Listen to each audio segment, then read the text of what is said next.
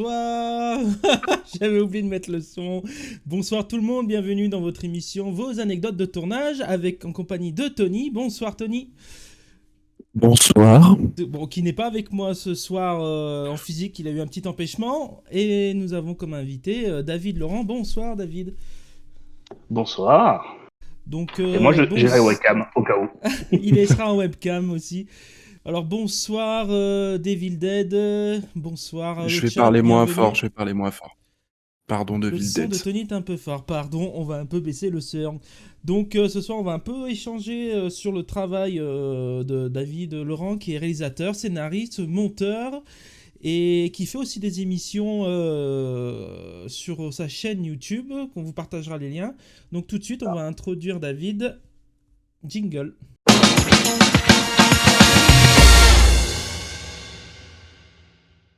Jingle. Et Putain, mais bonsoir quel David. un truc de Bonsoir, ouf ce c'est un plaisir jingle, dis donc. d'être avec vous ce soir.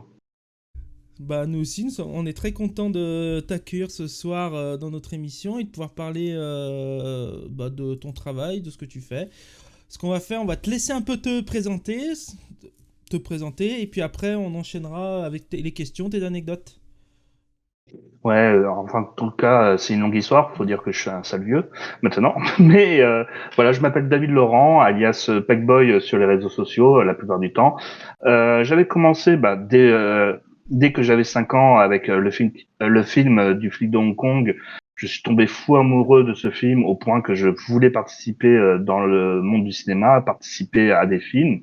M'amuser, c'était vraiment le plaisir de partager et des moments de tournage qui me faisaient vachement plaisir et cette impression d'amitié entre eux. Et donc c'est pour ça que dès que j'étais jeune, avec le caméscope de mes parents, à l'âge de 15-16 ans, je demandais à mes amis à moi de faire des petits films, des petits sketchs, pour ensuite faire 2 ans de théâtre et ensuite les cours Florent et de me dire, bah tiens, même avec du temps libre, avec un bon CV, bah je ne peux pas faire de court-métrage, avoir des premiers rôles tout le temps. Je suis en compétition avec beaucoup de gens. Bah, je vais faire moi-même mes courts-métrages. Je vais moi-même faire mes émissions et m'entraîner avec une chaîne YouTube Total Pack Boy où je vais pouvoir alimenter avec cette idée, comme fait Joueur du Grenier, d'émissions, mais qui sont aussi des mélanges de fiction. Et ça m'entraîner encore plus à écrire et à produire et à monter et à réaliser tout en jouant. Et ensuite, donc, avec la renommée, me permettre de faire de temps en temps des courts-métrages pour m'améliorer sur certains sujets et des documentaires. D'accord, ok, donc c'est vraiment une passion qui date d'un petit moment, le cinéma en fait. Ah, depuis l'enfance, j'étais fou amoureux de Jackie Chan, du cinéma hongkongais. Bon, après, j'ai aimé d'autres personnes, mais on va dire, là où les gens admirent ces personnes, ça reste juste à l'admiration. Moi, je voulais devenir comme eux. En fait, Arnold Schwarzenegger, Jim Carrey, ce sont mes trois trios d'acteurs que je voulais le plus suivre. Bon, ensuite, il y a eu d'autres personnes, Keanu Reeves, Bruce Willis, surtout dans le cinéma d'action, Sammo Hung. Voilà, j'ai voulu me passionner par tout le cinéma et me dire, bah tiens, comment ils ont fait ça? Comment ils ont fait ça? Regarder des making-of, des interviews, ça aide vraiment à se mettre dans l'ambiance et ensuite de suivre des formations pour s'améliorer ou aussi tester directement dans le tas, quitte à ne pas avoir de formation et accepter l'échec pour apprendre et réussir plus tard. D'accord. Et qu'est-ce qui t'a amené après à vouloir écrire des films parce que là, tu me parles plutôt. Bonsoir, Nams Lobster. Tu me parles plutôt Bonsoir Nams. d'acting, enfin, dans ce que je comprends, parce que tu as fait le cours Ouais, Florent, tu as fait du cours théâtre. Et qu'est-ce qui t'a c'est amené ça. à vouloir écrire du scénario et à réaliser tes propres films, en fait, d'être derrière la caméra, en Bah, gros? c'est vrai que je suis acteur et en fait, il y avait vraiment ce côté artistique de création de personnages, de réadapter un petit peu les pièces qu'on me donnait ou les sketchs qu'on me faisait. On va dire sur les 2 ans de théâtre que j'ai fait, par exemple, bah sur la deuxième année, j'étais aussi assistant metteur en scène. parce que les metteurs en scène ont vu que j'étais assez doué pour créer mon univers, et comme j'étais du même âge que les autres élèves, ça leur a permis d'avoir, on va dire, une personne qui s'y connaît et qui aime s'exprimer et qui permettait de faire l'échange entre prof et élève. Et derrière, par rapport à tout ça, il y a eu aussi cette idée, là encore, ça venait d'une autre passion, de petit à petit que je me suis je me suis mis à aimer les acteurs pour petit à petit aimer les réalisateurs. Mes deux réalisateurs favoris sont Jonito et Sonotion, mais dans la construction et d'autres réalisateurs que j'ai aimés, il y a eu Spielberg, il y a eu Mackelman, il y a eu pas mal de réalisateurs qui ont leur propre univers, leur propre façon de montrer un style. Et je pense par exemple à Jonito, c'est surtout au niveau de la lumière qu'il est vraiment parfait. Ou Sonotion parce que sa réalisation n'est pas exceptionnelle, mais c'est surtout dans ses relations, ses personnages torturés et un petit peu faussement amateurisme qui fait que justement il faisait passer des émotions. Et c'est ça que j'ai voulu travailler en écrivant mes scénarios, c'est essayer de faire passer des émotions, de faire passer des messages par rapport à ça. Parce que si je veux faire des films, je pourrais en produire des milliards sans raison. Mais je préfère avoir un beau projet avec une belle histoire construite avant de faire ce court-métrage. Et d'être sûr et certain d'avoir les bonnes conditions, un petit peu à la George Miller, pour être sûr et certain que le court-métrage se passera bien. Et c'est pour ça aussi que dès que j'écris, j'ai aussi les acteurs que je connais, que j'ai en tête, et que je vais pouvoir exploiter de la meilleure des façons là où ils doivent aller. D'accord. Tony, est-ce que toi, tu as des questions Oui, j'attendais mon tour. T'as chauffé la place pour moi. Donc ouais, c'est vrai que ça fait du coup plus de 10 ans maintenant que t'es sur YouTube. Nous, on s'est rencontrés il y a un petit moment déjà quand t'étais descendu dans la plus belle région de France, enfin sur la plus belle ville de France, Saint-Étienne. Bien Voilà. évidemment, n'hésitez pas dans le chat si vous êtes en accord de commenter, si vous êtes en désaccord de pas commenter non plus. Et Euh, qui vendent les bonbons les moins chers, faut le oui, qui noter. vendent les bonbons les moins chers. Première anecdote, les bonbons sont pas chers à Saint-Étienne. Voilà. Voilà. C'est vrai que moi, il y avait un truc pour revenir un petit peu sur ce que tu avais fait. Moi, je t'ai connu avec Clash Nanar, du Oui. coup, qui est une émission que tu faisais, donc comme tu en parlais tout à l'heure dans ta présentation. Pas d'accord. Ok, super les gars, merci. Euh, Clash Nanar, du coup, qui était une émission où tu clashais, du coup, des films un peu, ou des choses qui étaient un petit peu, que tu considérais comme merdiques et qui, la plupart du temps, étaient toutes merdiques, finalement. Euh, j'ai- quand t'as commencé, tu t'étais créé un personnage avec ces petits gants rouges. Enfin, c'était pas des gants, c'était des bandages rouges, Ouais, si c'est je me ça. rappelle, Faire si le je me rappelle. boxeur qui boxe les films mauvais. Ok. Et du coup, je peux remarquer que d'un coup, t'as un petit peu arrêté ça. C'était quoi la raison par rapport de cet arrêt? Cet arrêt, il y en a eu deux. Il faut savoir que je me lasse très très vite de certaines choses. Et c'est pour ça que je n'aime pas me répéter. Et Clash Nanar, j'ai l'impression que j'avais fait 14 émissions. Et je me suis dit, bon, il y a deux choses qui m'ont arrêté. C'était Kenny qui retournait dans sa région, c'est-à-dire Grenoble, dans sa ville Mhm. natale. Et il y avait aussi le fait que même moi, j'avais envie de faire autre chose, de me dire, euh, à l'heure actuelle, avec les moyens que j'ai et les moyens que je connais, je vais pas apporter quelque chose de nouveau à Clash Royale. Donc autant que je me mette à faire autre chose qui soit un petit peu plus différent et qui va me permettre de m'exprimer Mm. aussi de manière différente. C'est-à-dire, par exemple, c'était ces mangas méconnus qui me permettaient d'être un petit peu plus sérieux et plus analytique sur des mangas. Ou par exemple, il y avait aussi les What the fuck Japan, où là cette fois-ci, je pouvais faire vraiment de l'humour non sensique, peut-être moins proche de What the Cut, mais plutôt proche de Salut les geeks, Ouais. dans ce sens-là. Ok. Avec comme le youtubeur anglais un peu aussi, enfin, dont le joueur du grenier aussi est fortement entre guillemets, enfin, inspiré. Ça, j'ai la Euh, critique. Ouais, Nostalgia critique, voilà, c'est ça. Mm. Qui est, ça me faisait penser à ça aussi et tout. C'est vrai qu'il y a eu une grosse vague de youtubeurs critiques comme ça, un petit peu. Enfin, on en parlait tout à l'heure en off en citant certains noms. Et c'est vrai qu'il y a eu beaucoup de trucs comme ça qui ont apparu. Et c'est vrai qu'il y en a très peu qui sont restés maintenant sur ce format-là, ou qui l'ont pas du moins au moins changé. Est-ce que tu l'as quand même un petit peu changé? Est-ce que tu fais quand même encore des critiques sur des films que tu vois, des mangas que tu peux lire, des animes, etc. Mais là, elles sont un petit peu plus conventionnelles, c'est-à-dire qu'elles vont plus ressembler à une émission de, par exemple, de Canal+. C'est qui faisait des micro-critiques avec un fond vert, fond noir et avec le trailer par derrière. Je sais Euh, plus, mais c'est un petit peu à l'ancienne que je fais mes critiques cinéma actuel.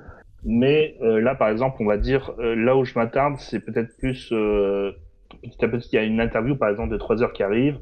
J'en avais fait deux, trois autres d'interviews et je pense que euh, pour alimenter ma chaîne YouTube, j'ai plus envie de parler des autres maintenant que de moi. oui. Et moi, je vais m'exprimer avec mes courts-métrages. Ouais, tu t'exprimes mieux à travers du coup les courts-métrages. Et du coup, ma question derrière toutes ces autres questions, parce que j'aime bien faire ça, poser des questions pour en amener une autre. Mais du coup, en 10 ans de YouTube, est-ce que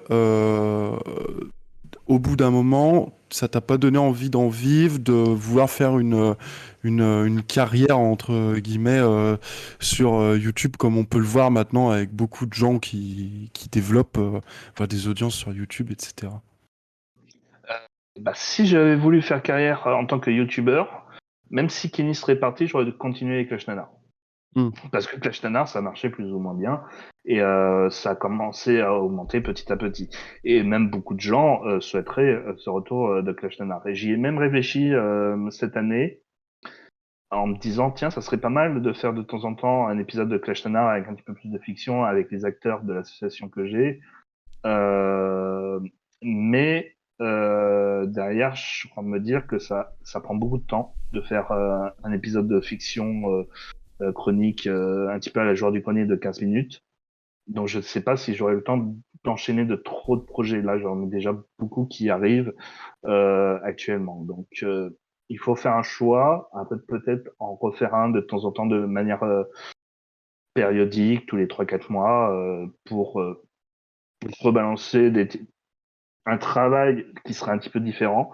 Mais en plus, je l'ai plus ou moins écrit, ce futur épisode. Mais voilà, il faut que j'ai du temps. Ok. Donc ouais, c'était pas une envie particulière de vouloir rester sur YouTube et d'en faire un métier finalement. Ok. Bon bah Bah, c'est. si j'en aurais eu une, j'aurais pas craché dessus. Parce que vivre de du cinéma de YouTube, c'est vraiment très très bien. Après, bah, le petit souci étant, c'est que moi-même, j'aurais peut-être pas aimé continuer de tourner en rond, tout simplement. Ouais.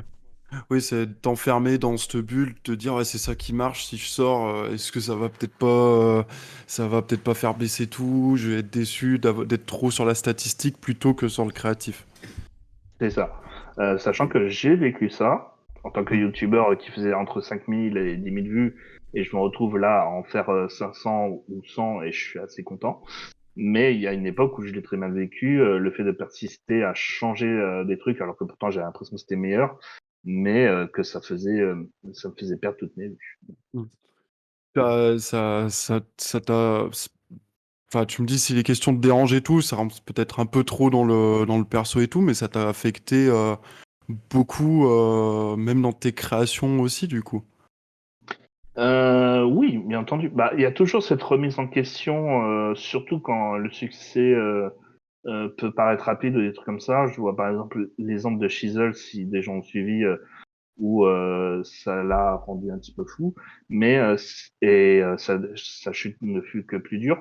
Et il y a eu ce passage-là qui arrivait à un moment donné où j'étais en train de me dire mais est-ce que je m'amuse à refaire avec Ashana, est-ce que pourquoi ça marche pas, ça sert à rien que je fasse des vidéos, il y aura très très peu de vues.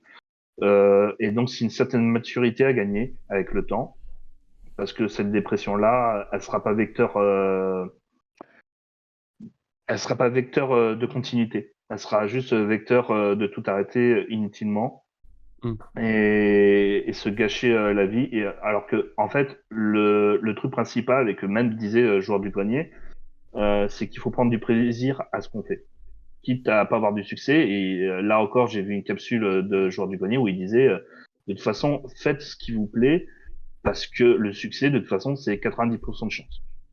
Donc, Ah bah vous ouais, pouvez ouais. même faire la pire des choses ou la meilleure des choses. Si elle aura du succès, c'est parce que un jour, des gens vont faire tourner votre vidéo, tout simplement. Mm. Bah, Ouais, c'est de encore. moments, c'était. Pardon, vas-y, Amaury, Non, vas-y. mais ce que j'allais dire, c'est qu'en fait, c'est encore des choses qu'on entend même de très très gros youtubeurs, comme tu citais JDG, mais comme Squeezie, il en a parlé peut-être il y a pas très longtemps, du fait que en fait, ils veulent plus faire des vidéos ou des choses sur YouTube qui font comme ce que peut-être au départ tu faisais, parce que quand je dis tu faisais, je parle pas de toi, je parle en tant que youtubeur, qu'un youtubeur pouvait faire en se disant faut que je fasse des vidéos parce que faut que l'argent rentre, faut que les statistiques soient bonnes. Et même Oui. si je me fais pas plaisir, et c'est là qu'on comprend, en fait, il y a pas mal de youtubeurs qui reviennent de ça, qui se disent en fait, si on veut continuer à être pérenne sur YouTube et pouvoir, on va dire, garder ce métier-là, faut que nous aussi on se fasse plaisir, quitte à sortir peut-être moins de vidéos, mais des vidéos qui nous plaisent plus et plus qualitatives. Et je comprends un peu ton discours que toi aussi d'un côté, enfin, c'est normal que tu veux suivre tes stats et tu as envie de faire des vues, parce que quand tu es sur YouTube, c'est aussi l'appel de ça.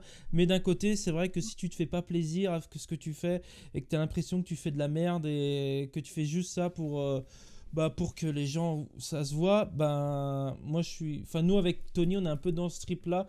C'est que sur YouTube, ce qu'on poste sur notre chaîne, c'est vrai que ça fait pas des masses de vues parce qu'on sait très bien que le court métrage sur YouTube, c'est voilà. Bah, Mais La on a niche, niche, quoi, c'est. voilà. Mais on a l'impression quand même faire un travail de qualité où on se fait plaisir avec l'assaut, et que déjà ça c'est super important de montrer notre travail qu'on fait. Et j'espère que ça se ressent dans les courts-métrages qu'on fait, qu'on s'est fait plaisir, qu'on a pris beaucoup de plaisir à le faire et du bonheur, et que même si ça fait que 1000 vues ou 500 vues, c'est pas grave en fait. C'est aussi important de se faire plaisir et enfin, je pense que si tu veux être pérenne dans ce genre de choses, faut pas que ça devienne quelque chose de redondant et chiant, quoi, Mm. parce que c'est sûr que t'arrêtes direct. ou forcer, ou forcer, parce que même Ouais, quand tu feras quelque chose de forcé, et même si tu fais des efforts pour les faire, ces choses forcées, t'es pas assuré d'avoir du succès avec. mais c'est sûr. T'es Et pas puis Bah, sur. assuré, donc ça sera encore plus pour toi lourd si en plus tu échoues à essayer de faire ce que veut le bot YouTube. Et surtout, De toute façon, faut, faut pas aller sur YouTube pour avoir du succès. Enfin, c'est comme tous ces métiers-là, surtout dans, on va dire, artistique, faire de l'actoring, faire de la réal ou être youtubeur. Faut pas se dire, moi je vais faire ce métier parce que je veux avoir du succès.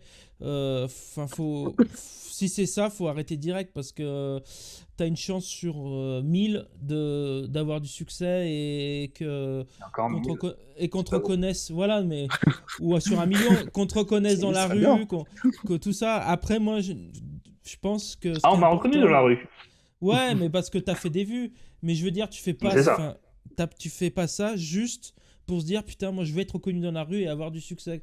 Enfin, je trouve déjà Mm. enfin, ça avoir un ego un peu Mais surdimensionné, et enfin c'est pas sain, je trouve, en plus, comme vision des choses. On a Devil Dead qui nous dit c'est un truc à se rendre et ça, malade il a si on raison. cherche que le succès en faisant que des choses qui nous plaisent pas. Mais ça, c'est Bah, sûr. en fait, là, par rapport aux commentaires de David Dead, je recommande la dernière vidéo de Mister Sam, qui est Mm. un YouTuber zététicien, et qui concrètement fait une grosse critique par rapport à l'algorithme YouTube, par rapport au top 10 des vidéos qui te font punir si tu sous-performes et sur le fait que justement il s'était mis à faire une série de vidéos qui était beaucoup plus travaillée avec beaucoup plus d'argent et qui au final voilà l'a encore plus perturbé au point que il a décidé d'arrêter sa chaîne zététique qui pourtant a plus ou moins de succès, hein, de faire 10 000 vues à 50 000 vues, c'est vraiment pas donné à tout le monde, mais qui a décidé de se mettre à fond maintenant sur une chaîne où il fera que de la fiction. Alors Ouais, non, mais après, après, c'est non, vas-y. mieux d'avoir. Enfin, je vais dire deux choses, excuse-moi, Maury, mais ouais, Non, mais je vas-y. pense que c'est mieux déjà de rechercher plus la qualité d'une vue que la Mm. quantité de la vue. Parce que enfin, quand on est dans une niche comme ça, la niche de la niche, comme j'aime bien l'appeler, en faisant du court-métrage, de la fiction, on vaut mieux, je pense, prévenir les gens qui pensent peut-être vouloir peut-être toucher beaucoup de gens, etc.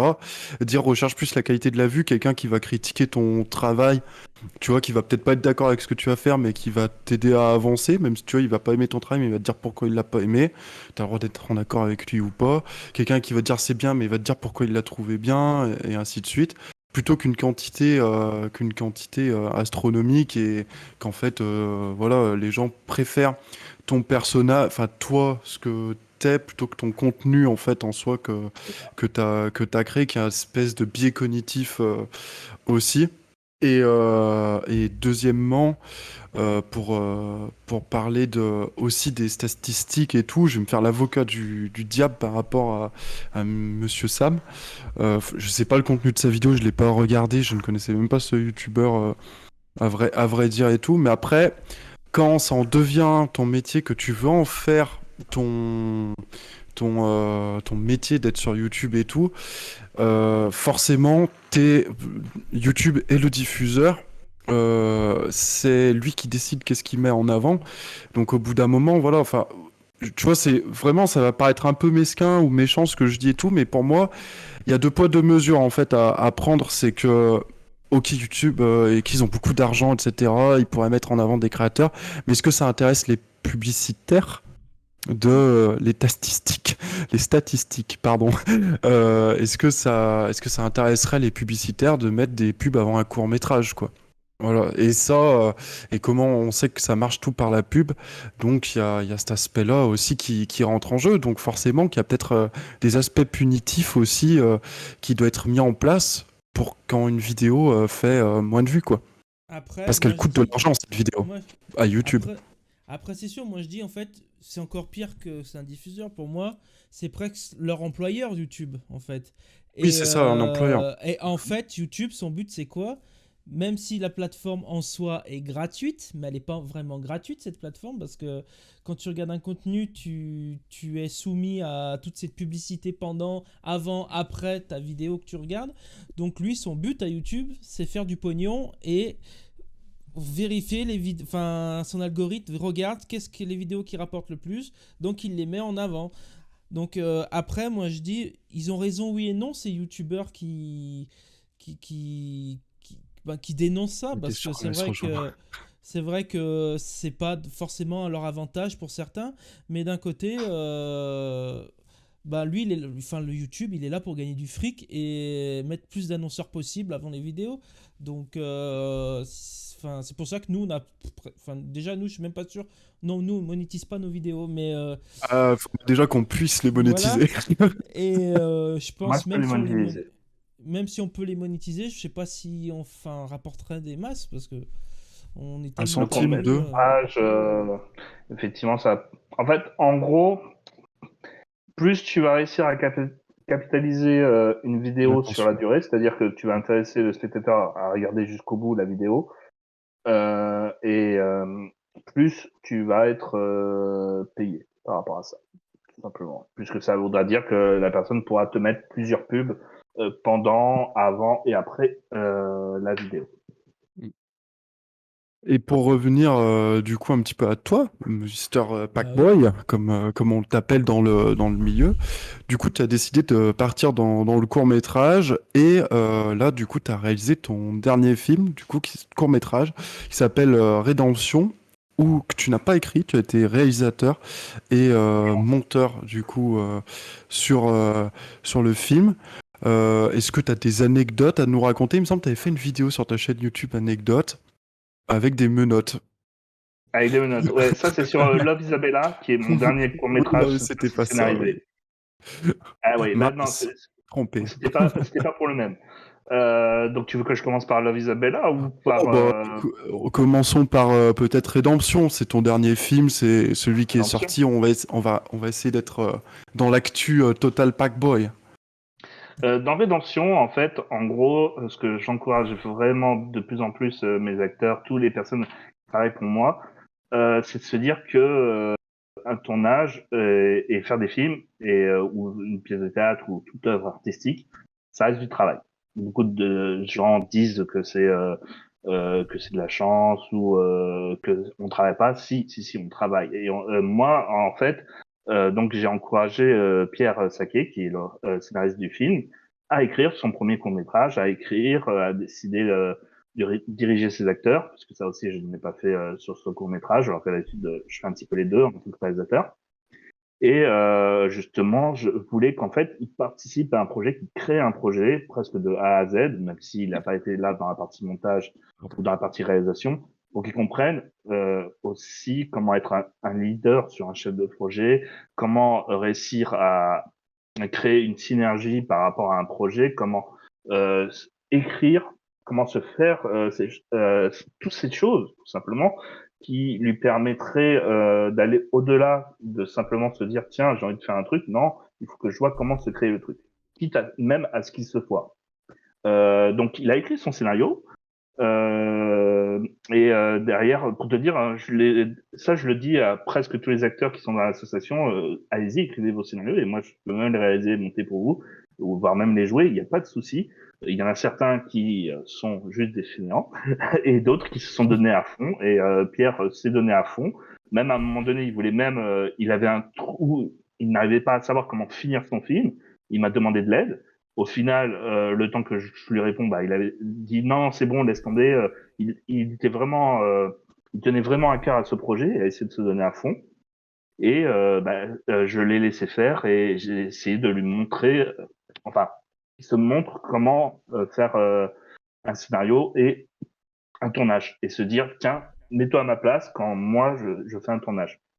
Donc il a pu comprendre à quel point c'est du stress de préparation et tout, même si je l'ai un petit peu aidé à trouver des lieux, que j'ai fait le découpage technique, le storyboard, j'ai fait les choses techniques qu'il ne connaît pas encore. Mais par exemple sur la partie scénario, bah, je savais qu'il avait un gros point faible, son scénario de départ.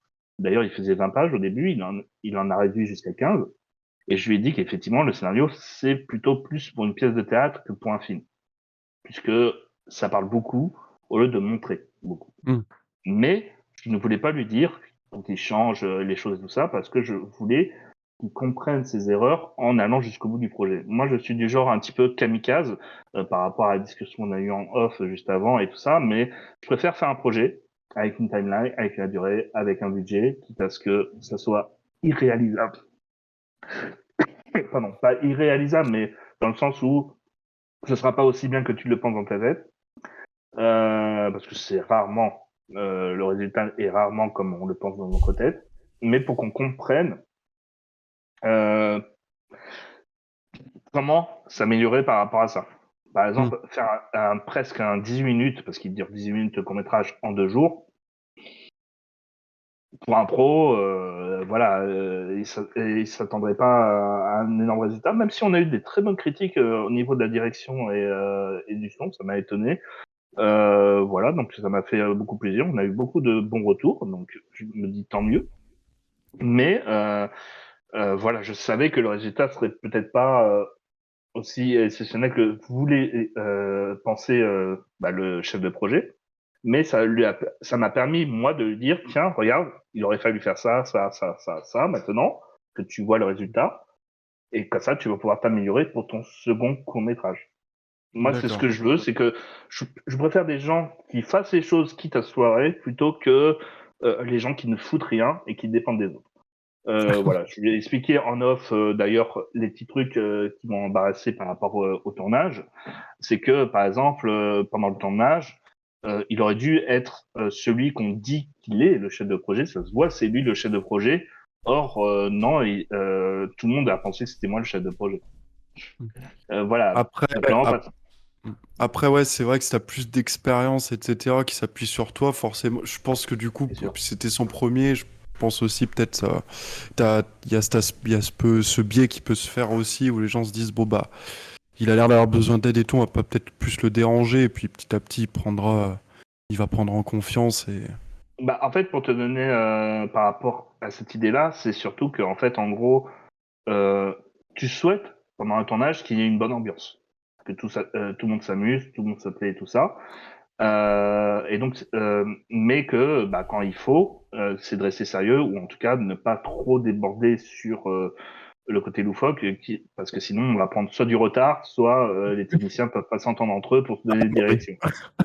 Sauf que bah, le chef de projet était du genre à rigoler aussi avec les acteurs et à faire en sorte que les cris étaient par exemple beaucoup plus forts pendant le tournage. Donc voilà, j'ai jamais vu une aussi bonne ambiance pendant le tournage. Sauf que derrière, bah, c'était moi qui étais obligé de dire fermez vos gueules, j'entends plus le retour son, j'en peux plus. Ok. Enfin voilà.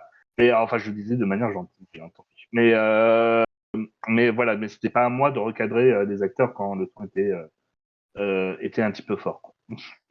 Ouais, Voilà. je, je vois. C'est l'équilibre dur à trouver dans un tournage, C'est ça. l'amusement et le sérieux. Nous, ça dépend. Il y a des moments où on part un peu trop en couille et tout, mais après, quand t'as l'habitude de travailler avec certaines personnes aussi, c'est aussi beaucoup plus facile après, quoi. C'est vrai que moi, tu me mets dans une équipe où j'ai pas l'habitude.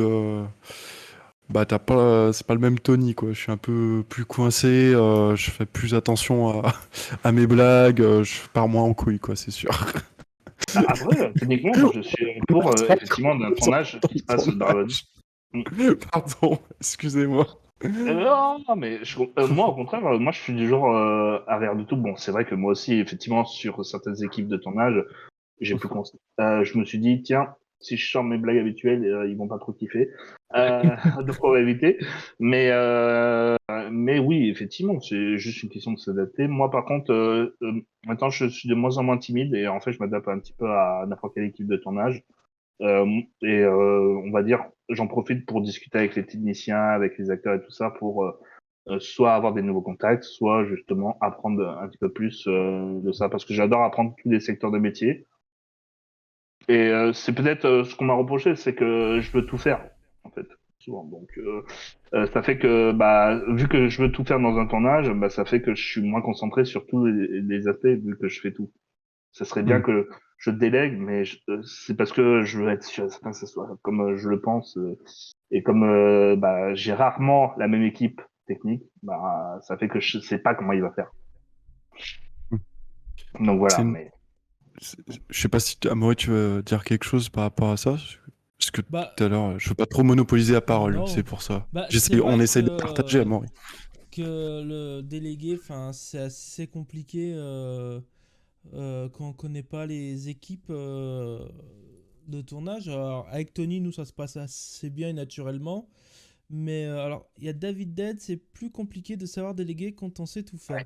Alors, c'est c'est sûr. pas que ça, on sait pas, et puis on sait jamais C'est pas vraiment qu'on tout sait pas faire. tout faire, ouais. Mais c'est On sait pas tout faire. que on maîtrise certaines choses. Alors, moi, par Voilà. exemple, je maîtrise le cadre et la lumière à peu près, tu vois.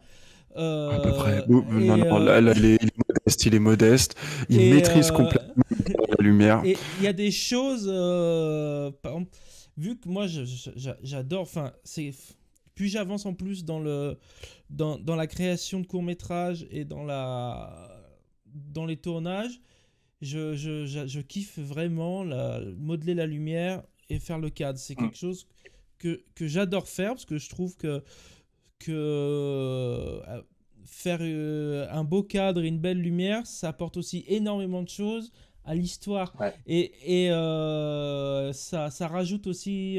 Enfin, je sais pas comment expliquer, mais en gros, par exemple, alors c'est un exemple, hein, si on fait une scène et on la fait en lumière chaude, et en lumière froide, ben, elle va pas vouloir dire la même chose, cette scène-là. Enfin, et je trouve ça c'est important parce que ça permet inconsciemment aussi au spectateur la lumière, la composition du cadre, de donner des informations au spectateur et sur l'ambiance de la scène. Et donc, vu que je maîtrise un peu ça, il y a des choses, je me dis, ben, est-ce que la personne à qui je vais confier la caméra et la lumière va comprendre ce que je veux et est-ce qu'elle va faire correctement ce que je veux, parce qu'il suffit pas de mettre un projo devant la tête du comédien et dire ah ça y est t'es éclairé et on commence. Enfin moi je le conçois, moi perso je le conçois pas comme ça. Faut travailler la lumière et tout. Et c'est vrai que j'ai tendance des fois, alors c'est vrai que sur les 2 films que j'ai réalisés, c'est bah j'ai fait la réal, je fais le cadre et je fais la lumière. Et c'est pas confortable du tout parce que il y a Non, forcément un des t'es pas 3 concentré sur les 3. que bah c'est ça, Ouais. ta tête, enfin je suis pas, Hmm. enfin, mon cerveau n'est C'est pas dur. capable de gérer tout ça. Et alors ça va que Et j'ai un personne. super, c'est vrai que j'ai un super assistant réal qui gère bien les équipes, mais c'est Je compliqué suis, donc. je suis la main de fer. Ouais. Donc, ouais, faut apprendre à déléguer aux bonnes personnes. Comme ça, Ouais, Maurice, tu n'es surtout, pas c'est. surhumain. Non, je ne suis pas surhumain. Et c'est le plus Après, non, dur mais de là, déléguer. pardon. c'est dur. Hein. Vas-y, David, excuse-moi. Ah non, non. Non, mais je disais justement, effectivement, il faut se dire que déjà faire une seule tâche pendant un tournage, c'est compliqué. Alors si tu multiplies tes tâches, oui, effectivement, c'est de la concentration que tu perds sur Hmm. certaines tâches et ça fera qu'il y aura beaucoup plus d'erreurs qui sont faites.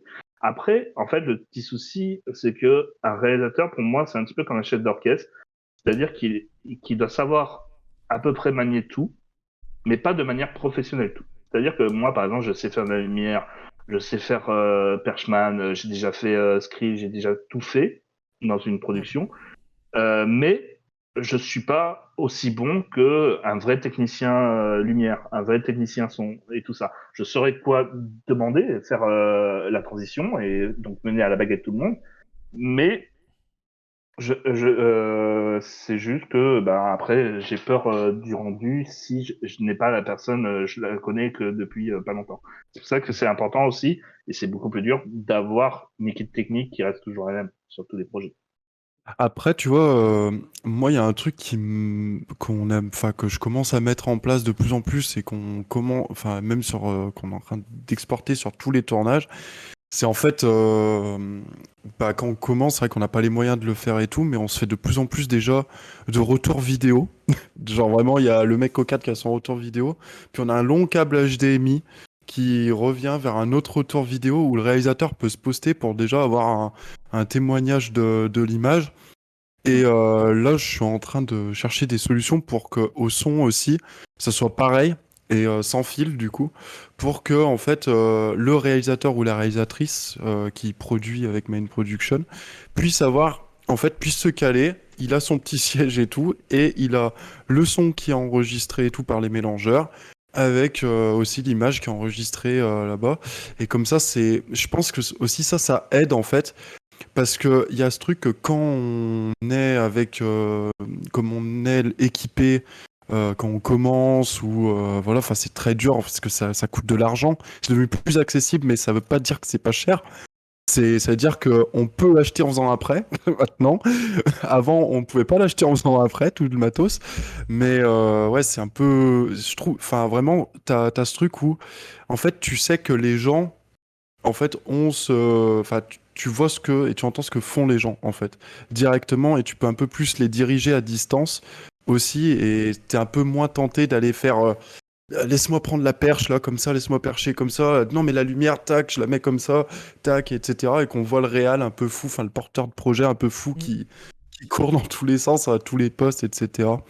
Et franchement, ouais, maintenant, limite, je me demande si c'est pas un truc que à chaque fois je conseillerais maintenant à des gens qui voudraient se lancer dans les courts-métrages de la réalisation, c'est de dire n'achète pas de caméra, loue une caméra, mais achète-toi un écran.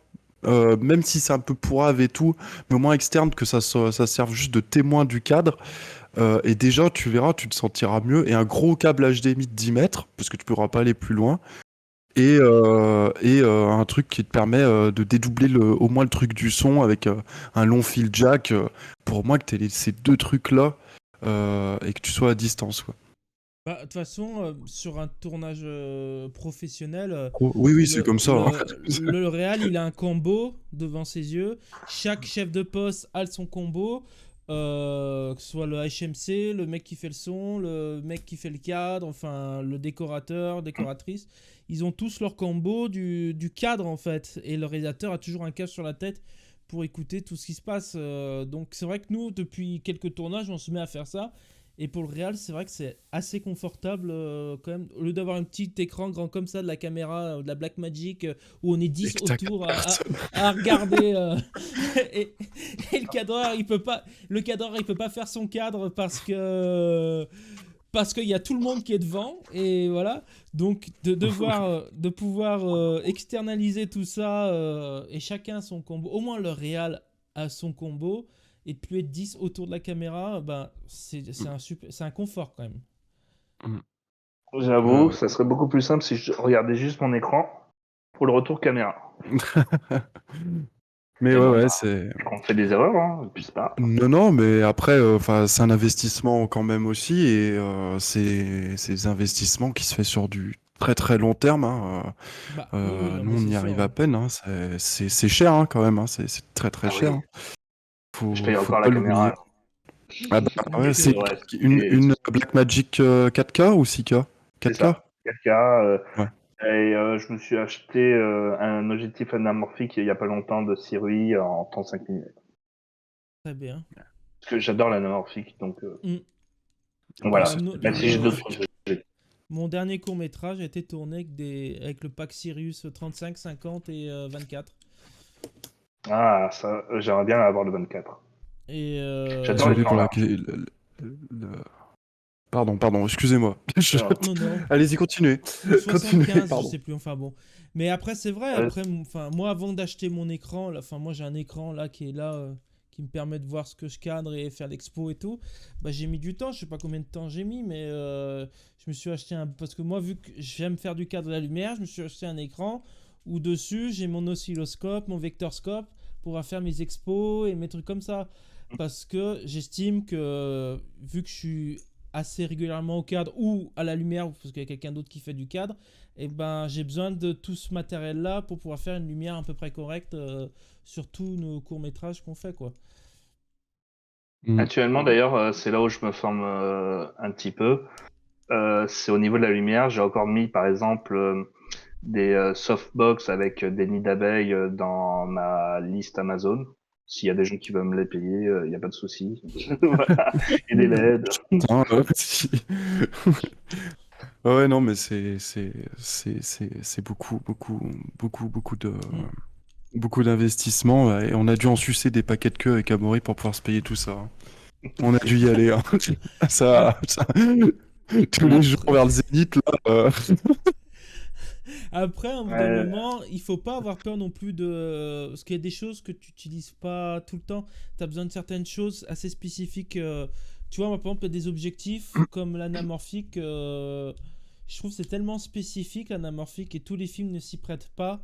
C'est pas des genre, ouais. après, c'est ma vision de la chose. C'est pas le genre de choses que j'achèterais, que je louerais par exemple pour le film que j'ai tourné là. J'ai loué le pack parce que mon film, je voulais absolument que ce soit de l'anamorphique et du vrai anamorphique, pas un fake anamorphique où soit tu rajoutes les bandes noires au montage ou tu mets le. Il y a un filtre que tu peux mettre Pour ceux qui sont pas au courant, anamorphique, c'est quand il y a les bandes noires en haut et en bas, sur la et que télé. l'image, et qu'il y a, voilà, sur la télé, et qu'il y a des flares il y a des flares de lumière. La lumière, on a l'impression qu'il y a Parce des que espèces de, au qui cinéma, il n'y a pas parcourent de toute bande la noire. largeur de l'écran.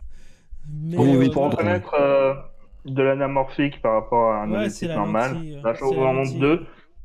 Et La voilà, lentille. effectivement, la lentille, comme vous pouvez constater, il y a beaucoup plus de reflets sur l'anamorphique. Et en plus, elle est carrée.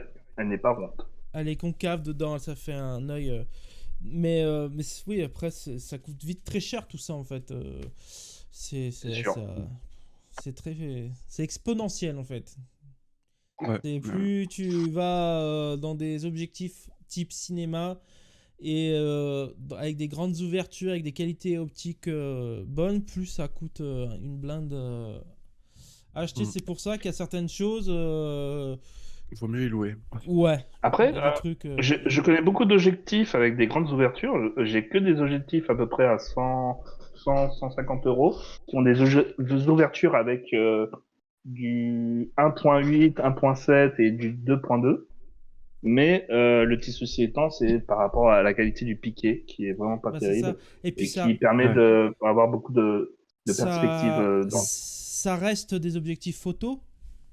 C'est Mm. pas des objectifs cinéma. Ah, c'est des Donc, 7 t'as pas la même conception. Déjà au niveau de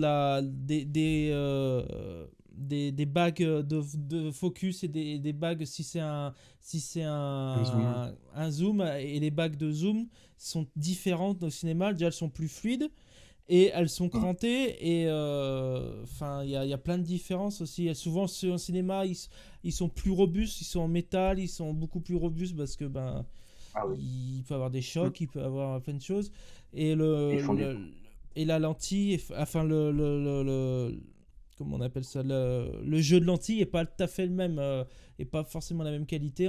Bah c'est sûr, quand tu as un objectif qui coûte 150 euros, un 24 mm, allez je dis n'importe quoi, allez à 50, qui coûte 150 balles, et dans le cinéma un 50 qui coûte 10 000, enfin Oui, c'est pas du tout le même objectif.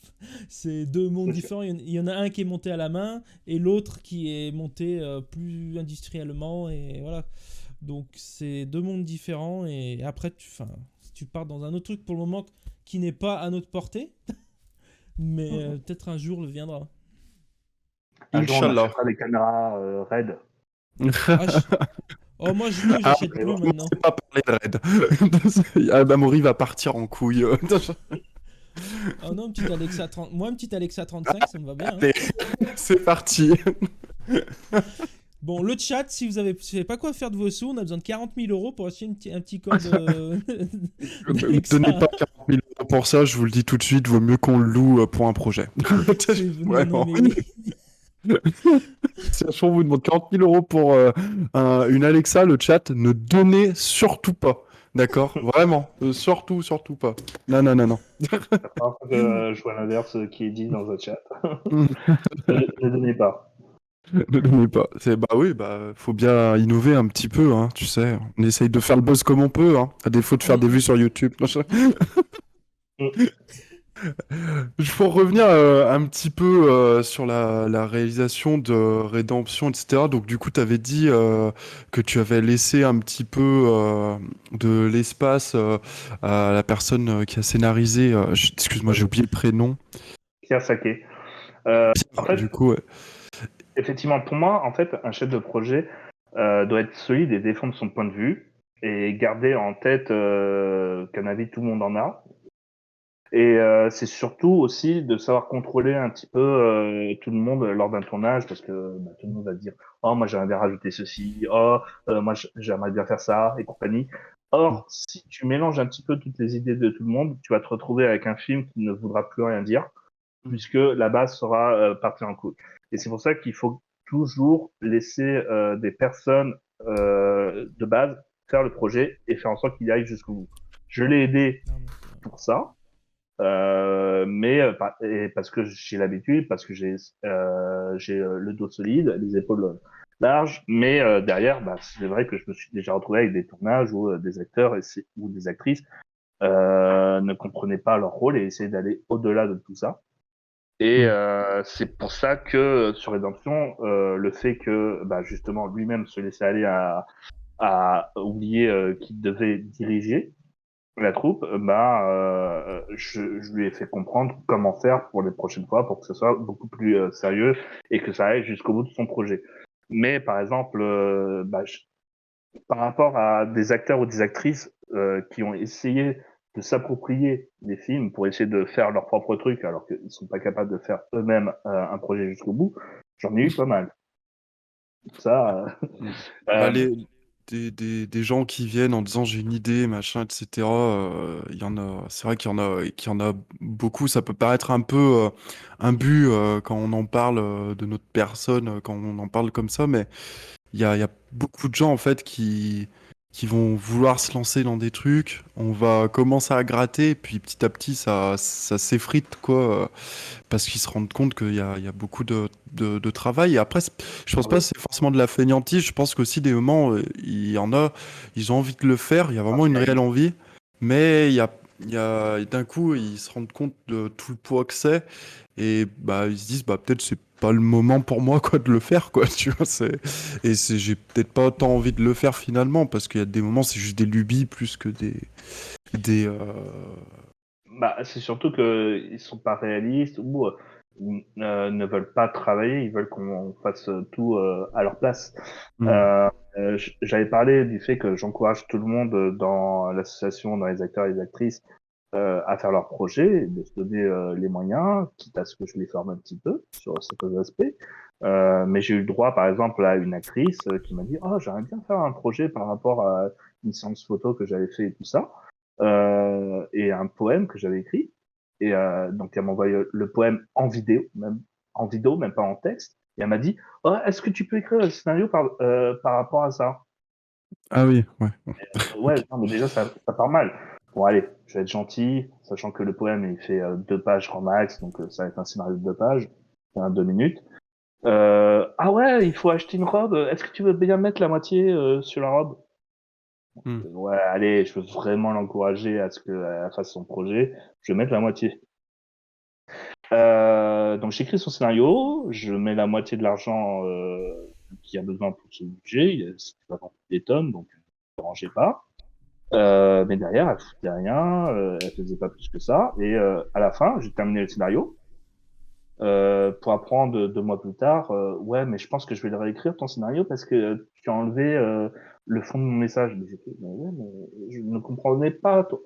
C'est pour ça qu'il faut l'écrire son scénario parce qu'on va pas pouvoir comprendre mieux le projet que toi-même. Donc, Hmm. si tu délègues tout déjà de base, ne reproche pas que derrière, et c'est pareil pour un film où là, ou un court-métrage, où derrière, tu as plein de gens qui travaillent derrière toi, c'est sûr et certain que ton scénario de départ sera un petit peu altéré par le jeu d'acteur, par les situations qui se passent et qui vont derrière atténuer ou changer l'orientation des films. Mais tant que tu gardes ta base, ton fond, c'est ça qui est le plus important. Mais derrière, si tu délègues tout, bah, tu montres juste que c'est pas ce que tu veux et que derrière, tu n'es pas fait pour diriger. Et Hmm. donc, il faut Bah, mieux éviter d'en parler parce que c'est une personne qui adorait reprocher des trucs ou faire en sorte que ça soit à sa façon les trucs, alors que c'est jamais ses projets en fait. Hmm. Et c'est ça qu'elle comprenait pas. Elle se mettait jamais à sa place. C'est d'ailleurs là aussi là où elle m'a fait chier sur un autre court métrage dans lequel où elle avait le rôle principal et que j'avais écrit exprès pour elle et où elle voulait limite faire le script et tout ça et tout. Enfin, elle voulait tout faire sauf actrice.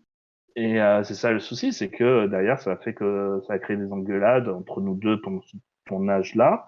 Et moi, je pense, peut-être que vous serez pas d'accord avec moi, que en tant que réalisateur, en tant que chef de projet, si un tournage, je hausse la voix, c'est que j'ai échoué en tant que réalisateur, dans un sens. Dans le sens où j'ai pas réussi à faire comprendre et en, en étant diplomate, en étant bienveillant. En ah, fait. Quitte à ce que je m'en que c'était même pas une grosse engueulade, mais que c'était juste des Ouais, trucs comme ouais, ça. non, mais je Il y a comprends ce des, que. il y a des réalisateurs qui sont tyranniques. Moi, je considère que non, ça peut être évité d'être tyrannique lors d'un tournage et que c'est justement même malsain, même s'il y a des chefs-d'œuvre qui ont été faits avec ce genre de réalisateur. Malheureusement. Tu voulais dire un truc, Amaury? bah, moi, après, je pense que, pour revenir un peu sur tes propos d'avant, c'est que il peut y avoir qu'une personne, enfin, oui, une personne qui dirige le truc, c'est le réal en fait. Et moi, C'est ça. et maintenant, je dissocie porteur de projet et réal. Parce qu'il peut avoir une personne, ce qui était moi le cas cet été, qui était Bruno, qui était le porteur de projet, qui était scénariste et en même temps producteur et financeur du projet. Donc c'est lui qui portait le projet, parce que c'était son bébé. Mais j'étais à la réal. Et même s'il y avait le porteur de projet, sur le plateau, c'est le réal qu'on écoute en fait. C'est pas le porteur de projet. Après, le porteur de projet et le réal discutent de choses. S'il y a des choses qui ne vont pas, ben, le porteur de projet, le producteur, on va l'appeler, prend à partie le réal et lui dit ben ça va pas, ou question de budget, soit une question de budget, soit une question de vision de choses qui va pas. Mais pour moi, devant l'équipe et sur le plateau, c'est le réal qui a le dernier mot avec son assistant réal en fait. Faut pas que nous, ça nous est déjà arrivé, faut pas qu'il y en ait un ou une qui arrive, oui mais moi je ferais peut-être comme ça, est-ce qu'on ferait peut-être pas ça. Enfin, à un moment, quand t'as 10 personnes qui te disent ça, pour rester poli, enfin, je trouve qu'en plus t'as la pression, ça fait des heures que tu tournes, ça fait depuis, enfin, un moment c'est compliqué en fait. Même si tu veux de toute pas être façon, tu veux pas être désagréable parce que ouais. t'es pas comme ça, mais à un moment t'as tellement de choses qui te portent dessus, t'as 10 heures de tournage dans le dos et que t'as une énième personne qui dit ah mais peut-être faudrait faire comme ça ou mettre la lumière comme ça, tu l'envoies chier. Enfin, nous une fois ça nous est arrivé avec Tony, on envoie chier quoi parce que enfin c'est Moi, nous j'essaie d'expliquer calmement, mais Désolé Virginie, on s'excuse. Hein. oui, on effectivement, s'excuse quand c'est Virginie, mais redondant, oui, oui, non, mais c'est ça. Mais bah, moi, Après, je m'excuse pas auprès de cette personne, puisque au final, j'ai décidé d'arrêter tout projet avec elle, et ce malgré qu'elle soit douée. Hein, c'est pas le souci, c'est que humainement, c'est compliqué de travailler avec elle. et C'est le après, souci. non, pour continuer, je pardon, finis vas-y, vas-y. juste mon propos, pour continuer sur ce que tu disais, moi je trouve déléguer c'est très important en fait. Parce que comme Oui. je disais tout à l'heure, c'est que le réel ne peut pas être partout, c'est impossible. Enfin, je vois quand tu as une équipe de 15-20 personnes avec tes acteurs à gérer, eh ben tu ne peux pas être four au moulin en fait, c'est impossible. Donc il faut qu'on arrive, je trouve qu'on nous on le fait je pense qu'on le fait de mieux en mieux avec Map. C'est que faut que Ouais. le réal puisse se poser sur bah, son chef op, sa personne qui fait le son, sa personne qui fait le maquillage, si on a de l'écho, la personne qui fait la déco, la personne qui fait les costumes, et faut pas que tu penses à tout, parce que si tu te mets à penser putain les chaussures de machin où elles sont où, à la chemise, est-ce qu'on a bien mis le verre, le bon verre, est-ce qu'on a bien rempli le verre, enfin tu t'en sors pas en fait. Tu peux plus diriger tes acteurs et tout ça en fait. Donc je pense c'est faut que le réal puisse déléguer toute cette partie technique. Mais ça, c'est Euh, parce que, justement, pour reprendre aussi ce que tu avais dit, c'est que toi, derrière, sur tes deux premiers courts-métrages, tu étais en stress parce que tu voulais faire ta lumière, tu voulais faire les choses que tu connais pour être sûr et certain que ce soit par mm, rapport à ta vision. Mais maintenant que tu arrives petit à petit à déléguer, parce que tu travailles avec des gens avec qui bah, maintenant tu travailles tout le temps et donc maintenant tu les connais, tu sais comment ils travaillent et tu sais qu'ils vont pas détériorer le travail. Euh, tu es avec des gens de confiance et bah c'est ça le plus dur, c'est de réussir à créer un groupe technique derrière caméra de confiance avec qui tu travailles régulièrement et donc que tu seras confiant par rapport à leurs tâches. Si t'es pas Ap- confiant, Après, ouais, après, tu vois, par exemple, sur les projets, les deux derniers projets qu'on a fait et tout, il y a beaucoup d'éléments d'équipe sur des postes clés qui étaient pas, du coup, tu vois, les mêmes avec le même genre, du coup, avec qui on avait l'habitude de travailler. Mais après, tu vois, le truc, c'est que je pense que quand il y a des tensions dans un tournage, euh, de hausser la voix des moments et de remettre un petit peu l'église au milieu du village, pour moi, c'est pas choquant et faut pas le prendre comme un échec. C'est que des oui. moments, en fait, je trouve qu'il y a un truc qui permet enfin, qui moi je vais y arriver, excusez-moi. Pour moi, il y a un truc qui me semble important et tout, c'est de toujours identifier aussi un chef, qu'on le veuille ou non, et des moments, on est obligé on n'est plus leader et on est obligé d'être ce petit chef un peu con qu'on déteste et tout pour un petit peu calmer les esprits et mettre tous les égos de côté aussi parce que des moments, en fait, le truc, c'est que puisque tu l'as dit, on répète le mot depuis un moment, c'est vrai que c'est association, associatif, il y a ce système de partage, tu as l'air d'être comme nous avec Main Production, de vouloir faire apprendre aux gens de comment on réalise un court-métrage A à Z, etc. En fait, c'est sûr qu'il y a des gens qui sont pas formés, qui n'ont pas l'habitude, qui n'ont pas non plus tous les codes et l'expérience que certains peuvent avoir sur les tournages. Après, je dis pas qu'on a une expérience non plus de fou furieux et qu'on est les saints dieux de la réalisation, etc. On fait des erreurs, hein. Non, Mais oui. euh, pour moi, pense que des moments, ça fait du bien sur des projets d'avoir un peu un peu de pouvoir remettre un peu les égos à leur place un petit peu et de dire mais écoutez c'est pas grave si on prend pas votre avis et là c'est Ouais. pas ton projet mais t'inquiète pas demain tu veux faire un projet et tout il y a aucun souci quoi tu vois enfin tu nous le dis et on le met sur la table et je reviens juste sur un truc que t'as dit je disais je t'ai coupé en plein milieu mais c'est juste je voulais pas oublier surtout ça c'est le fait de remettre les erreurs sur les autres ça, je trouve que c'est Ah non, ça, souvent. Non, non, non, non. Enfin, tu sais que, tu sais, ils se reposent. Enfin, pas les erreurs, mais tu sais que les gens se reposent sur les autres, en fait. Et du coup, par conséquent, si quelque ouais. chose ne va pas au bout, forcément, ça va être de ta faute, quoi. Tu vois. Même si tu l'entends pas, ils le diront. Ça, crois-moi. Et là où je voulais en venir, c'est que pour moi, faut. Et moi, je suis passé aussi par ça aussi. C'est les projets. Des moments, j'avais des projets et tout. Ça marchait pas comme je voulais.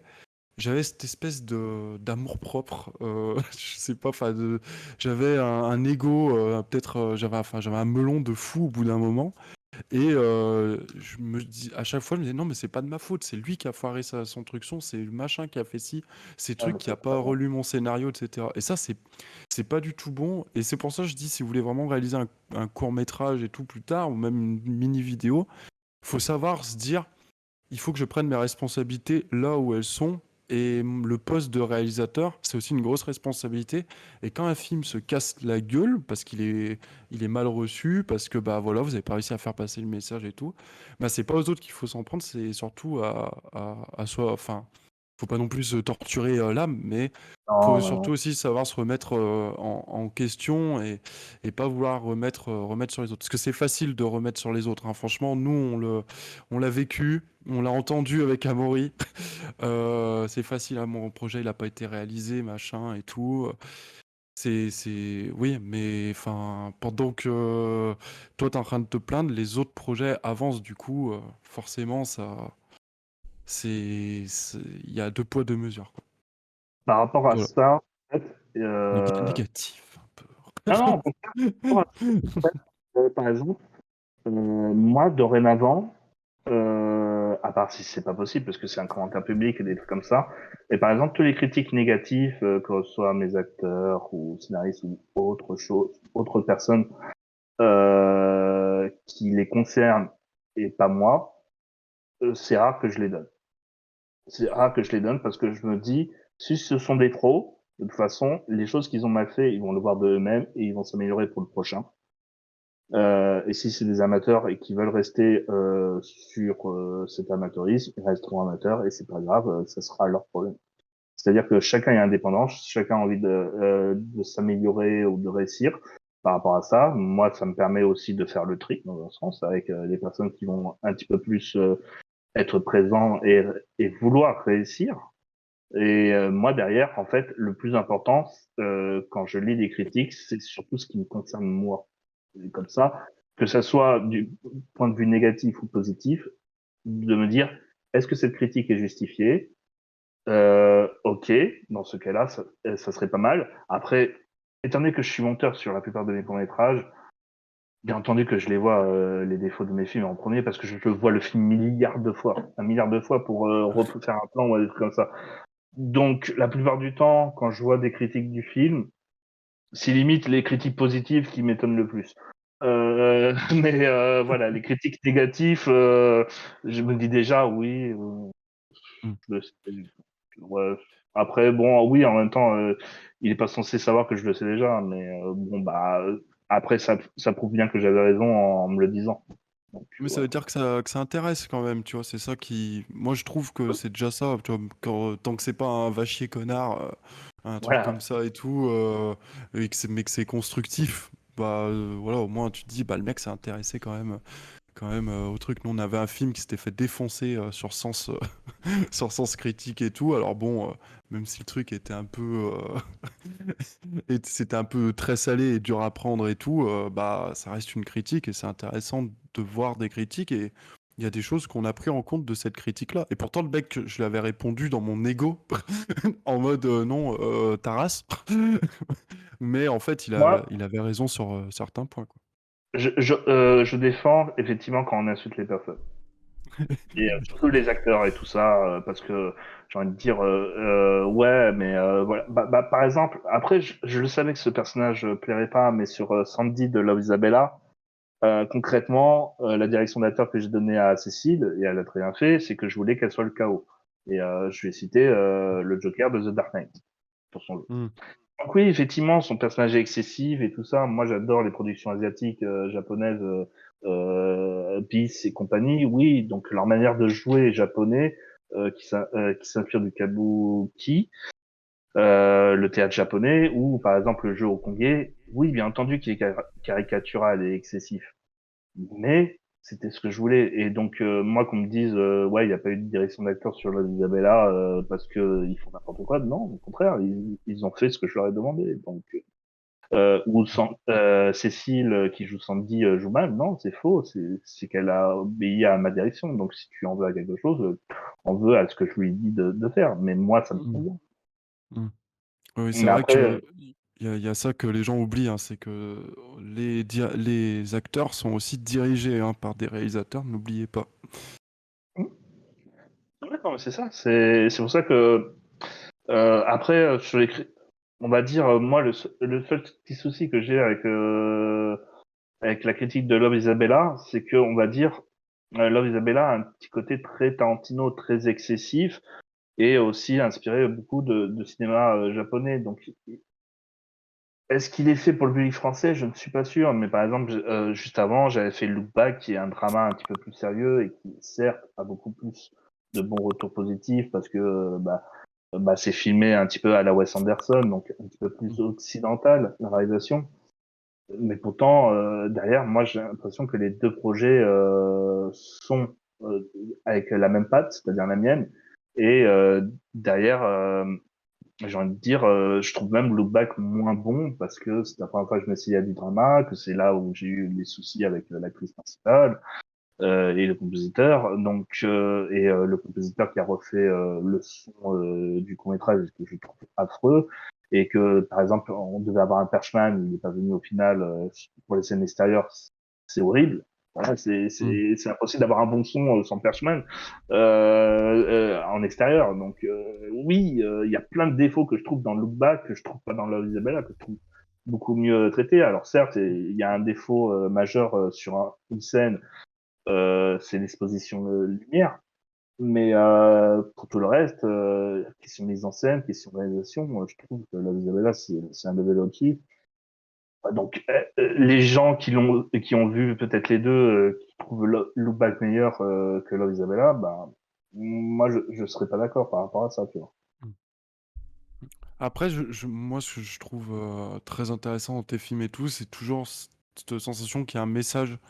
Enfin, tu l'as dit même au début et tout, tu l'as confirmé, mais qu'il y a toujours un message qui est porté derrière tes films. Et Mm. ça, je trouve que c'est super intéressant. Et voilà, au-delà de l'aspect technique aussi, il y a ce message-là que tu fais porter dans chacun de tes messages. Surtout dans Love Isabella, que vraiment, le chat, je vous conseille d'aller voir. Parce que franchement, il m'a vraiment surpris pour pour le coup, quoi, dès le début. J'étais pas Ça trop. me ouais. Voilà. Après, voilà, faut attention âme sensible, mais Ouais. ouais, C'est le premier il y a. film Hmm. où j'ai recommandé, effectivement, même quand j'ai fait mes posts sur tous mes réseaux sociaux, que j'ai recommandé effectivement d'éviter de le regarder si vous êtes insensible, parce que effectivement la scène d'intro, on me remontait beaucoup trop, que justement elle était très très violente et qu'elle peut rappeler des traumatismes. Hmm. C'est sûr. Pour terminer, du coup, on parle depuis tout à l'heure d'association et c'est vrai que on n'a pas du tout donné le nom de ton asso. C'est Total Art, c'est ça? C'est ça, tout attaché. Parce Ok, que on va mettre le site dans le chat, ça vous intéresse? C'est sur Paris, c'est ça? c'est ça. Enfin, Noisy-le-Grand, l'association là où je crèche. Ok. Voilà, mais bon, bah, on va travailler aussi bien sur Paris, sur n'importe qui souhaite produire. Euh, L'idée, c'est que, en fait, en même temps, c'était pareil quand je faisais des tournages pour de la figuration et tout ça. Moi, je me suis formé à la Jackie Chan. C'est-à-dire que Jackie Chan, lui, en fait, il était cascadeur. Et à chaque tournage, bah, quand il avait pas de cascade à faire, il allait voir le réalisateur et il discutait, il disait tiens c'est quoi le 14 mm, c'est quoi le 25 mm et tout ça, au point que bah, petit à petit il est même devenu assistant réalisateur ou assistant technicien. Et bah, moi c'est la même chose que j'ai fait pendant les tournages. Je me suis dit bon bah je suis figurant sur une journée de 8 heures, tu travailles une demi-heure. Donc, bah, je vais discuter avec les techniciens, je vais regarder et analyser ce qu'ils font. Parce que là, en plus, je suis sur le terrain, donc c'est parfait. Tous les acteurs qui font figurants, je vais leur dire, tiens, ça vous intéresse de jouer dans des trucs bénévoles? Ah oui, bah, je peux vous contacts avec des photos. Donc, je me suis fait un agenda de contact et j'aurais dit, si vous-même vous avez envie de faire vos projets, le seul truc, c'est de produire des accessoires, de trouver les lieux, les acteurs, les dates et tout ça. Mais moi, je viens avec mon matos et tout ça, et je vous aide sur certains aspects si vous souhaitez de technique ou moteur, et je vous fais votre projet. D'ailleurs, il y a quelqu'un qui, après avoir vu Redemption, franchement, après avoir vu Redemption, beaucoup de gens nous ont dit que la partie technique est tellement bien que j'ai eu 2 ou 3 personnes qui m'ont demandé s'ils voulaient que je réalise leur scénario. Bah, Donc c'est bien. c'était une bonne chose. Bah Et ouais, bravo. derrière, bah, je leur ai dit, bah oui, voilà, comment je marche. Et en plus, là, cette fois-ci, on aura même une association, donc ça pourra vous aider à avoir plus de structure, voir des personnes. Parce que, on va dire, ce que je peux faire aussi, c'est que, pas que je cherche les acteurs, leur dire, tiens, regardez, j'ai aussi ces acteurs-là qui font partie de l'association. Voilà, est-ce qu'ils correspondent à vos besoins et ils peuvent peut-être tourner pour vous. Donc, autant tenter et de mettre en contact ces personnes-là pour faire des projets. Eh, ok. Bah L'idée, écoute, Eh ben, c'est de partager et de construire, même si on se foire, c'est surtout de se dire qu'on a participé à une aventure humaine, parce que les tournages, c'est beaucoup d'aventures humaines. Donc, mm, c'est ça que je c'est voulais, sûr. moi, dès le départ, c'était vivre des tonnes d'anecdotes et que j'en aurais beaucoup à raconter. Par exemple, un voisin qui m'a menacé avec un couteau. Pour Love Isabella, j'ai failli finir en prison parce qu'il croyait que je tuais vraiment quelqu'un dans la rue. Voilà, ah. oui, bah, pour Love Isabella, en fait, la scène finale, qui se passe dans un sorte de tunnel. Et bah, il y a quelqu'un qui était avec 3 autres personnes, qui était à l'autre bout du tunnel.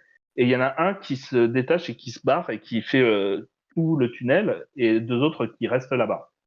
Et ensuite, l'autre personne, bah, elle reste à l'autre bout du tunnel, là où on filmait, et elle commence à marcher et tout ça, comme si elle attendait quelqu'un et tout. Et moi, je me dis peut-être qu'ils ont juste rendez-vous, donc on va attendre un petit peu qu'ils se barrent, tout ça. Et je vois qu'il commence à toujours pas se barrer, et à prendre son téléphone. Et il y a l'actrice qui me dit, je crois qu'il appelle peut-être les flics. Tu devrais peut-être aller le voir. Moi, je lui dis, non, c'est une connerie.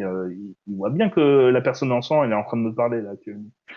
Donc moi je viens le voir, je lui dis juste, par contre, je suis désolé, mais peut-être que vous attendez quelqu'un, mais nous on est en train de tourner un film. Est-ce que ça vous dérange de vous mettre sur le côté pour qu'on puisse pas vous voir sur le plan? Et le Oh, gars au téléphone, il est en train de me dire, ah, vous tourniez un film. Et c'est là où j'ai compris qu'en fait l'actrice elle avait raison. Il était vraiment en train d'appeler les flics et croire qu'on tuait quelqu'un. Euh, donc voilà, donc heureusement je suis allé le voir avant qu'il termine de recevoir l'appel. Et mais en fait, en Comment gros, donc il est vous faites ce retourné genre à de l'autre bout blague? du tunnel, rejoindre ses 2 autres potes, quoi. Mais voilà. J'ai eu Ok. un tournage sur Paranoia 2, ça m'a dégoûté parce que ça n'a pas pu me permettre, parce que j'étais chamboulé après ça. On est en train de tourner une des avant-dernières scènes où bah, le gars, pris dans sa folie, se met à crier encore plus sur ces fantômes qui apparaissent. Et bah, j'avais un voisin qui n'aimait pas le bruit, même à 15 heures de l'après-midi. et qui est venu nous voir en nous disant ah vous pouvez faire moins de bruit tout ça. Ben, moi je lui explique gentiment oui je suis désolé, on va peut-être avoir pris une ou deux fois, mais après ça ira. Mais au bout d'une nouvelle fois, ben, il est revenu avec un couteau et avec l'acteur qui dit ah, attention il a un couteau et tout ça.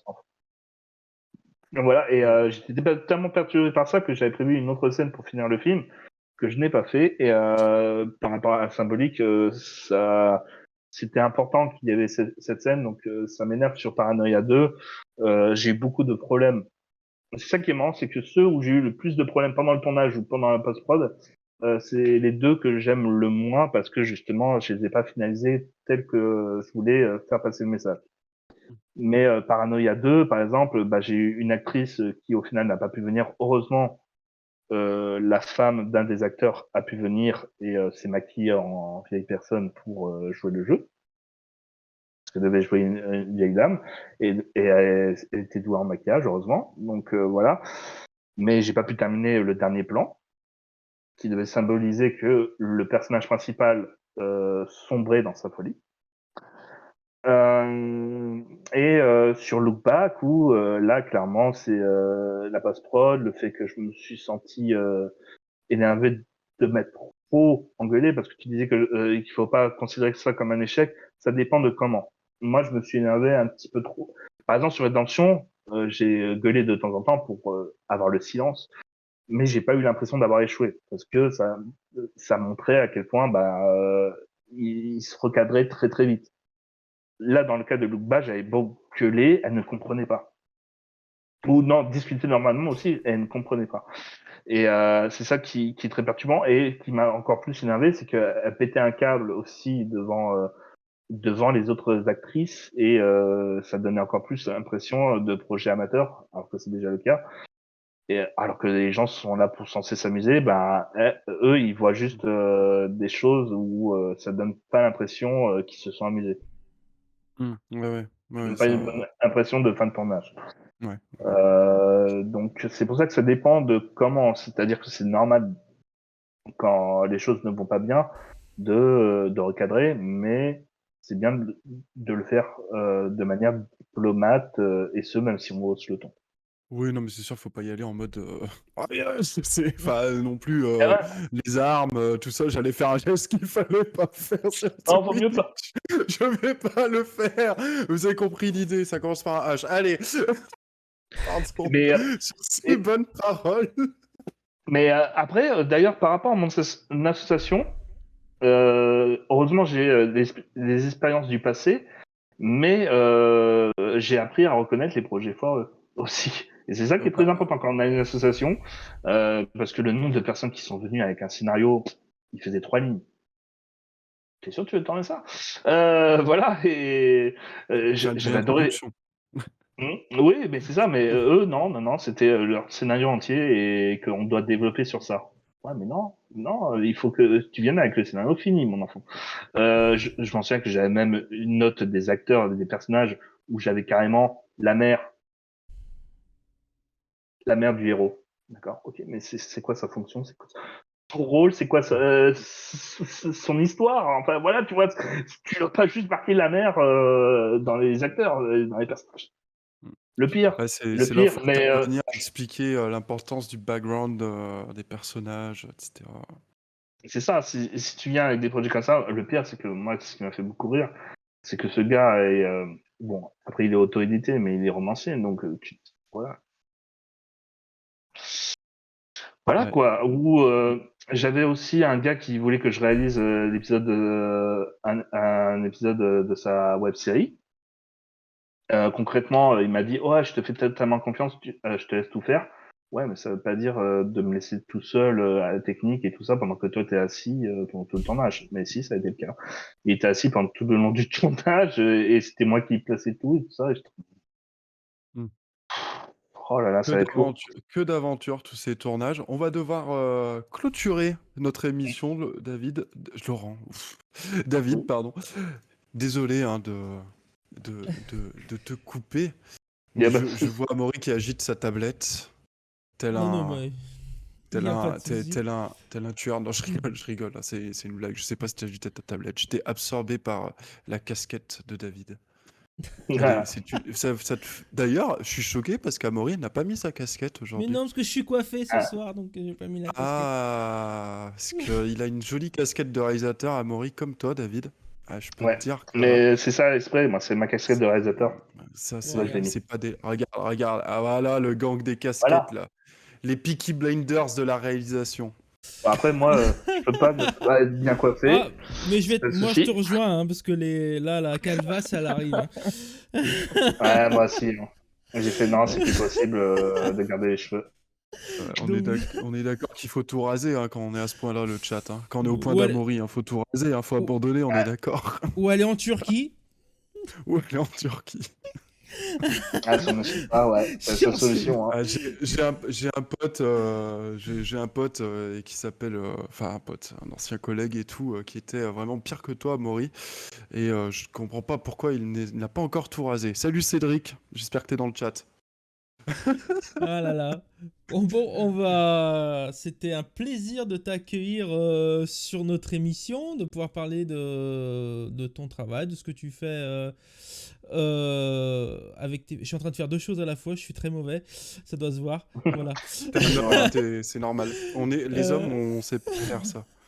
Et on était Hmm. ravis de Un plaisir t'accueillir partagé.